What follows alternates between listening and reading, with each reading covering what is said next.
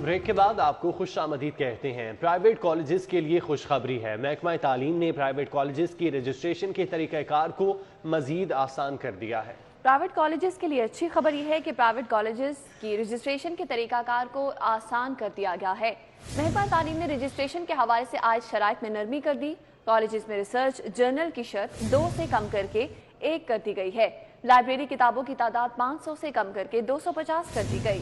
Registration کے حوالے سے مقرر کالج احاطے کی شرط بھی نرم کر دی گئی ہے۔ ڈی پی آئی کالجز اب نئی شرط پر رجسٹریشن کروا سکیں گے۔ سخت شرائط سے بیشتر کالجز کی رجسٹریشن ارتفاع کا شکار تھی۔ اس حوالے سے کیا اقدامات کیا جا رہا ہے، جانتے ہیں عمران یونس سے۔ عمران یونس، تفصیلی طور پر اپڈیٹ کیجیے۔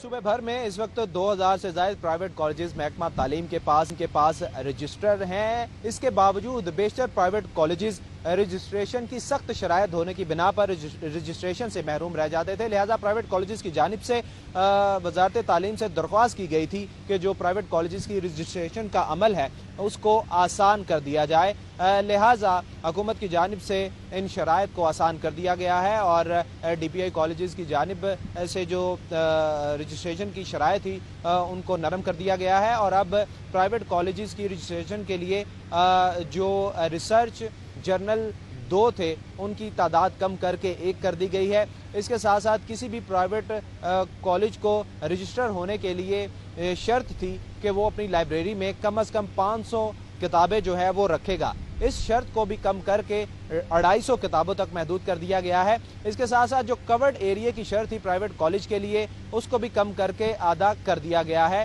اس سہولت کے بعد پرائیویٹ کالجز جو ہے ان کے لیے اب آسان ہو گیا ہے، چونکہ بیشتر کالجز کی رجسٹریشن پر سخت شرائط ہونے کی بنا پر اعتراض وہ لگ جاتے تھے اور ان کی ٹھیک ہے، بہت شکریہ آپ کا عمران۔